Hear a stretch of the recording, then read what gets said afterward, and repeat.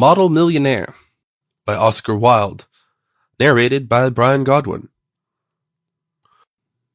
Unless one is wealthy, there is no use in being a charming fellow. Romance is the privilege of the rich, not the profession of the unemployed. The poor should be practical and prosaic. It is better to have a permanent income than to be fascinating. These are the great truths of modern life which Huey Erskine never realized. Poor Huey. Intellectually, we must admit, he was not of much importance. He never said a brilliant or even an ill-natured thing in his life.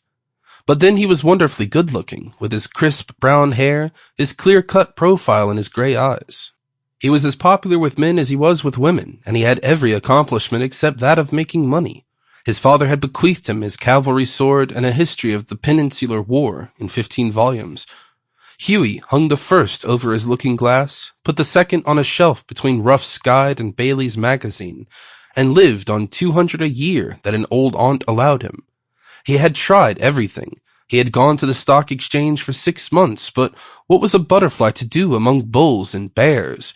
He had been a tea merchant for a little longer, but had soon tired of Pecco and Souchong. Then he had tried selling dry sherry. That did not answer. The sherry was a little too dry. Ultimately, he became nothing, a delightful, ineffectual young man with a perfect profile and no profession. To make matters worse, he was in love. The girl he loved was Laura Merton, the daughter of a retired colonel who had lost his temper and his digestion in India, and had never found either of them again. Laura adored him, and he was ready to kiss her shoestrings. They were the handsomest couple in London, and had not a penny piece between them. The colonel was very fond of Huey, but would not hear of any engagement. "Come to me, my boy, when you've got £10,000 of your own, and we will see about it," he used to say. And Huey looked very glum in those days, and had to go to Laura for consolation.